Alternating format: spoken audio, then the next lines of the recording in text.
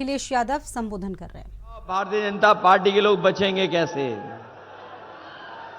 क्या बच जाएंगे अब भी? और अपने नौजवानों से हम कहना चाहते हैं, ये पेपर लीक नहीं हुआ है, ये पेपर लीक नहीं हुआ है। इस सरकार ने जानबूझ करके पेपर लीक कराया है। केवल आपकी नौकरी से और भविष्य से खिलवाड़ नहीं, बल्कि अपना सोचना जाकर के 10 साल में आपके 1/3 जीवन को इन्होंने बर्बाद करने का काम किया है। 1/3 जीवन। और यही नहीं, पेपर लीक, ये जो सरकार वाले हैं, ये जो भाषण देते हैं, बड़े बड़े लंबे लंबे भाषण देते हैं, और कोई भाषण इनका तब तक शुरू नहीं होता जब तक ये भारत माता की जय न बोलें, भारत माता की जय न बोलें। हम भी सब लोग भारत माता से प्यार करते हैं, लेकिन सोचना, इन्होंने हमारे फौज की नौकरियों के साथ क्या कर दिया। ये आजमगढ़, गाजीपुर, मऊ, बलिया, बनारस, चंदौली, अंबेडकर नगर, जौनपुर, ये तमाम जिले वो हैं पूर्वांचल के जिनके नौजवान खेतों पे, सड़कों पे मेहनत कर करके फौज की भर्ती के लिए तैयारी करते थे, फौज की भर्ती के लिए दौड़ते थे सुबह शाम। लेकिन इन्होंने फौज की भर्ती को भी आधा अधूरा बना दिया। और इसलिए आधा अधूरा बनाया है क्योंकि उन्होंने जब देखा कि सबसे ज्यादा गांव के बच्चे फौज में भर्ती होते हैं, और जब एक बार एक परिवार का फौज में चला जाता है तो फौज में जाने के बाद उसके घर परिवार की आर्थिक और सामाजिक स्थिति बेहतर हो जाती है। उन्होंने गिनती कराई, गिनती में ये पाया कि सबसे ज्यादा फौज में भर्ती अगर कहीं के बच्चे हो रहे हैं तो गांव के बच्चे भर्ती हो रहे हैं।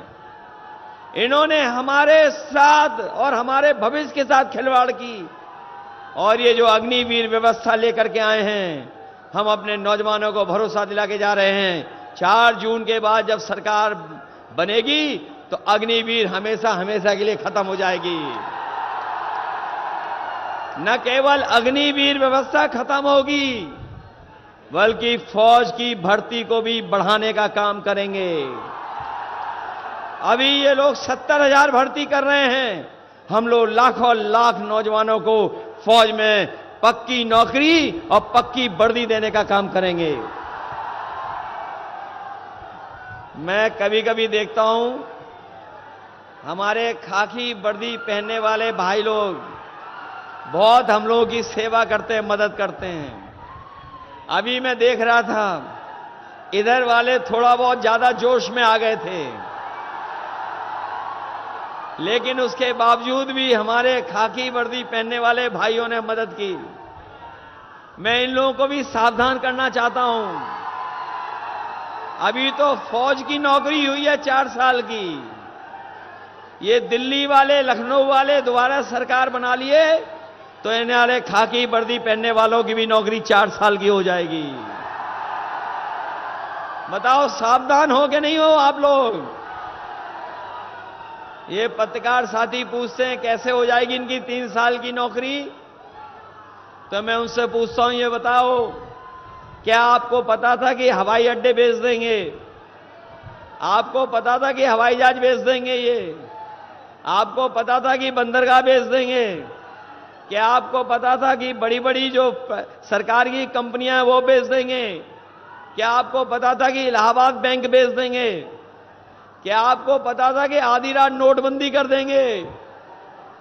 इसलिए जब अग्निवीर कर सकते हैं तो हमारे खाकी वर्दी पहनने वाले भाइयों की भी नौकरी ये लोग 3 साल की कर सकते हैं। इसलिए सावधान करने आया हूं मैं। बताओ, बीजेपी के लोगों ने धोखा दिया है कि नहीं दिया?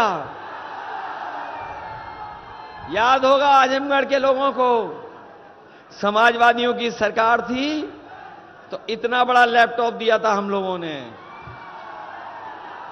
हम लोगों की लैपटॉप की नकल कर ली। बताओ क्या दे रहे हैं? इतना छोटा क्या दे रहे हैं और कितना रद्दी दे रहे हैं कि उंगली घिसते रहो, चलता ही नहीं है। बताओ रद्दी दिया कि नहीं दिया? आपकी जो दी हुई एम्बुलेंस खराब कर दी कि नहीं कर दी? नेताजी ने, समाजवादियों ने मेडिकल कॉलेज दिया था, जिला अस्पताल बनाए थे और तमाम अस्पताल बनाए थे। बताओ बर्बाद कर दिया कि नहीं कर दिए? अपनी माताओं बहनों के लिए विशेष एम्बुलेंस चलाई थी, उसको भी बर्बाद कर दिया। अपनी पुलिस को सही समय पर पहुंच जाए घटना स्थल पे, उसके लिए बताओ 100 नंबर वाली गाड़ी दी थी कि नहीं दी थी? और सरकार ने 100 नंबर कितना नंबर कर दिया? 112 कर दिया। जब से सरकार ने नंबर बढ़ाया तब से पुलिस के लोग भी कह रहे हैं कि उन्हें भी रेट बढ़ा लेना चाहिए। और अब सुनने में आया है कि कोई बुलाता है 100 नंबर करके फोन, तो पुलिस दोनों पक्षों से पैसा वसूल लेती है। बताओ वसूल लेती है कि नहीं वसूल लेती? इस सरकार में भ्रष्टाचार बढ़ा है कि नहीं बढ़ा? इसलिए हम आपसे विशेष निवेदन करने आए हैं, आप लोगों से मदद मांगने आए हैं। ये जो अभिनय करने वाले हैं जिनकी पिक्चर पिट गई है, वो कहते हैं क्या कहते हैं कि हमारा आजमगढ़ से कोई रिश्ता ही नहीं है। बताओ हमारा और आपका आजमगढ़ का रिश्ता कितना गहरा है? बताओ गहरा रिश्ता है कि नहीं है? और गहरा रिश्ता तो है ही, लेकिन दिल का भी रिश्ता है हमारा आपका। और इसीलिए जब समाजवादी सरकार बनी थी तो हम लोगों ने आगरा से लखनऊ जोड़ने का काम किया था, लेकिन हमें पता था कि ये आजमगढ़ भी हमारा दूसरा घर है। इसीलिए आपको पता होगा कि समाजवादी पूर्वांचल एक्सप्रेसवे हम लोगों ने आजमगढ़ और गाजीपुर को जोड़ने के लिए दिया था। और ये देश की अच्छी सड़कों में होती, लेकिन हमारे उल्टे पुल्टे मुख्यमंत्री जी ने बताओ कैसी सड़क बना दी? गड्ढे वाली सड़क बना दी। आप रफ्तार से नहीं चल सकते हो। बताओ सड़क दी आपको कि नहीं दी? और किसी ने नहीं मांगी थी, हम लोगों ने अपने आप दे दी थी। मेडिकल कॉलेज दिया। आज जिस पर हम लोग तो उतर ही रहे हैं, हवाई जहाज उतर रहे हैं, दूसरे लोग भी उतर रहे हैं। अगर वो हवाई पट्टी किसी ने दी थी तो नेताजी ने और समाजवादी लोगों ने आजमगढ़ को हवाई अड्डा देने का काम किया था, हवाई पट्टी बनाई थी। मेडिकल कॉलेज दिया, एग्रीकल्चर कॉलेज दिया, न जाने कितने पीएससी सीएससी सब स्टेशन दिए। और जो चीनी मिल है यहां पर मुबारकपुर वाली, याद होगा, बताओ आप लोग सठियाओं वाली कब से मांग रहे थे? कब से मांग रहे थे चीनी मिल? हमारे जमाली जी भी जानते होंगे और हमारे नामारासी भी जानते होंगे। वो सबसे कम समय में बना करके दे दी, लेकिन किसानों को गन्ने का रेट नहीं दे पा रहे हैं। हम अपने किसान भाइयों कह के जा रहे हैं कि आने वाले समय में उनके लिए अगर एमएसपी के लिए कानूनी अधिकार और गन्ने की लाभकारी मूल्य देने के लिए और प्रदेशों से ज्यादा अच्छा रेट दिलाने के लिए अगर गन्ना किसान को कोई मदद करनी पड़ेगी तो हम समाजवादी लोग आपकी करने का काम करेंगे। ये सुविधाएं काम तो किए ही किए हैं। अभी जब मौका आया कि हम कितने एमएलसी बना सकते हैं, तो सबसे ज्यादा एमएलसी अगर किसी जिले को मिले तो आजमगढ़ को मिले। वैसे तो यहां की जनता वोट डाल के कमाल कर ही देती। मैं जानता हूं इस बार कि यहां की जनता जब वोट डालती तो कमाल कर ही देती, लेकिन अब तो जमाली भी आ गए हैं, तो बताओ कितना बड़ा कमाल होने जा रहा है यहां पर। इसलिए आपने आजमगढ़ के भाइयों से कहना चाहता हूं, लखनऊ से जितना समय लगता है हमारे अपने गांव पहुंचने के लिए, वहां तो हमारा घर है ही है, पुराना घर है, लेकिन इधर कुछ साथियों को पता होगा हमने जगह भी ले ली और इन बीजेपी वालों ने नक्शा नहीं पास होने दिया, तब भी हमने घर बनवा दिया वहां पर। देखना जाकर के, हमारे दुर्गा जी जानते होंगे। अरे सो गए, आईपी सिंह जी जगाइए, कहां पे घर बन रहा है? कहां पर घर बन रहा है हमारा? माइक से बताइए, माइक से बताओ, माइक से। मैंने ये कहा कि लखनऊ से सेहदा में, मधुरी रोड के बगल सेहदा में बन रहा है। लखनऊ सेहदा में जमीन भी ले लिया है और वहां पर घर बनाने का काम भी हो रहा है। लखनऊ से जितना समय लगता है हमें सैफई पहुंचने में, उतना ही समय लगता है पूर्वांचल एक्सप्रेस वे पे जब चढ़ जाते हो लखनऊ से, और जब उतरते हैं तो उतना ही समय लगता है, जितना समय लगता है सैफई उतना ही समय लगता है आजमगढ़ पहुंचने में। और अगर सैफई में घर है हमारा, हमने जगह यहां भी ले ली है और बड़ी जगह ले ली, जिससे कि अपने साथियों से मिल भी सकेंगे, मिल भी लिया करेंगे।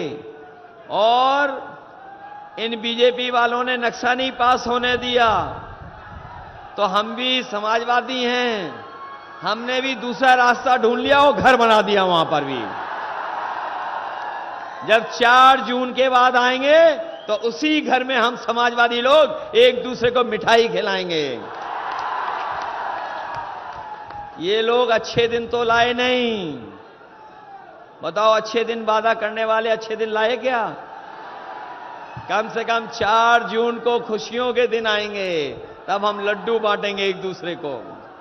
और अपने किसान भाइयों कह के जा रहे हैं, बीजेपी वालों ने उद्योगपतियों का कर्ज माफ किया है 25 लाख करोड़, हमारे किसानों का लाखों लाख रुपया नहीं माफ किया। अपने किसान भाइयों को, गरीब भाइयों को कह के जा रहे हैं, गांव के लोगों को, कि 4 जून के बाद जब सरकार बनेगी तो अपने किसानों का और गांव में रहने वालों का भी कर्ज माफ होगा। न केवल कर्ज माफ होगा, बल्कि हमारी माताएं बहनें यहां बैठी हैं, इन्हें हम लोग पेंशन दे रहे थे, इनकी पेंशन खत्म कर दी। हम लोग 3000 रुपए देना चाहते थे, इन्होंने हमारी सरकार नहीं बनने दी।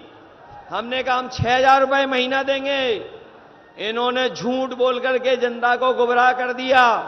लेकिन अपनी माताओं बहनों को कह के जा रहे हैं, आप लोग वोट देना, मदद करना, सरकार बनने के बाद अपनी गरीब माताओं को 1 लाख रुपए उनके अकाउंट में पहुंचाने का काम हम लोग करेंगे। 1-1 लाख आपके अकाउंट में पहुंचेगा।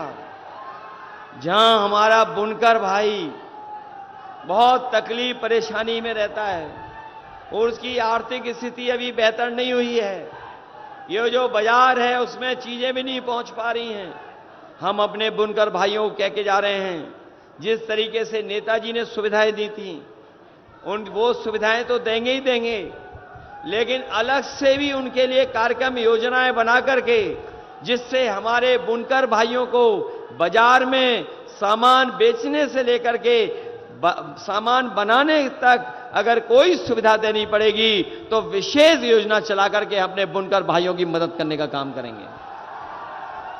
जहां इनकी मदद हो रही है, वहीं जो सरकार की 30 लाख नौकरियां पड़ी हैं खाली, उन 30 लाख नौकरियों को आरक्षण देकर के अपने नौजवानों को नौकरी देने का काम होगा। ये राशन को लेकर के बहुत प्रचार कर रहे थे। ये राशन जब चुनाव था, जब 22 का चुनाव था तो राशन दे रहे थे, और राशन में रिफाइंड तेल, दाल, चना दे रहे थे। बताओ राशन में क्या दे रहे हैं आजकल? राशन में क्या मिल रहा है आपको आजकल? जाने क्या राशन में दे रहे हैं? इसलिए अपने गरीबों को कह के जा रहे हैं कि इस बार इंडिया गठबंधन और समाजवादी पार्टी ने तय किया है कि न केवल राशन बढ़ाएंगे, राशन की गुणवत्ता को अच्छा करेंगे और जिस तरीके से संपन्न लोग बाजार से पैकेट का आटा खरीद करके खा रहे हैं जो पौष्टिक है, हम अपने गरीबों को राशन मात्रा बढ़ा करके पैकेट के आटा के साथ साथ डाटा भी फ्री देने का काम करेंगे। पौष्टिक आटा इसलिए कि इनका स्वाद बेहतर हो और डाटा इसलिए कि जिससे इनको पढ़ाई लिखाई आगे बढ़ने में और आगे की पढ़ाई करने में इनको मदद मिले। इसलिए मदद करोगे सब लोग? सहयोग करोगे? अरे ऐसा तो नहीं कन्नौज से पीछे रह जाओ आप लोग। ये गढ़ है तो और जो लोकसभा है उनसे आगे रहोगे कि नहीं रहोगे? बताओ, रिकॉर्ड मतों से जिताओगे? जब देश की सबसे बड़ी जीत हो, देश की जो सबसे बड़ी जीत हो, बताओ आजमगढ़ उसमें शामिल होगा? शामिल कर दोगे? अपने बूथ को बचाओगे? इधर सुनने में आया है बीजेपी के लोग नए नए तरीके अपना रहे हैं, उन तरीकों से सावधान रहोगे? ये कुछ और तरीका निकाल लें बूथ पे लूटने का, उससे सावधान रहोगे? अगर ये रोकें तो रुक तो नहीं जाओगे? अरे आजमगढ़ वाले लोग हैं, कहीं रुकने वाले नहीं हैं। ये बूथ पे तो अपने आप पहुंच जाएंगे। बूथ पे वोट डालोगे अपना पूरा? अगर आप वोट डालोगे तो ना केवल आपके वोट से न केवल मंत्री मंडल बदलेगा बल्कि मीडिया मंडल भी बदल जाएगा। बताओगे बदलोगे कि नहीं बदलोगे? मंत्री मंडल के साथ साथ मीडिया मंडल भी बदल जाएगा। इसलिए मैं आपसे इस ऐतिहासिक आजमगढ़ की धरती से आप सबसे सहयोग की मांग कर रहा हूं। ये वो धरती है जिसने महान लोगों को जन्म दिया है। ये धरती वो है जहां महर्षि दुर्वासा से लेकर के साहित्यकार महापंडित राहुल संकृतायन से लेकर के अयोध्या सिंह उपाध्याय हरिऔध से लेकर के श्याम नारायण पांडे जी से लेकर के यहाँ के शायर कैफी आजमी और शिवली नोमानी जैसों की जन्मस्थली रही है। हमें पूरा भरोसा है कि आजमगढ़ की जनता न केवल अपना इतिहास याद रखेगी बल्कि आजमगढ़ की जनता इतिहास बनाने का काम करेगी। हमें याद है कि यहाँ के लोगों ने नेताजी और हमें भी ऐतिहासिक वोटों से जिताया था। जो चूक हो गई थी पिछली बार, कुछ लोगों ने चूक हो गई थी, लेकिन मैं जानता हूं इस बार कोई चूक होने वाली नहीं है। पुराना हिसाब किताब भी इस बार यहां की जनता बराबर कर देगी। इसलिए मदद करिए और जिताइए। बहुत बहुत धन्यवाद और बहुत बहुत मैं आभार प्रकट करता हूं।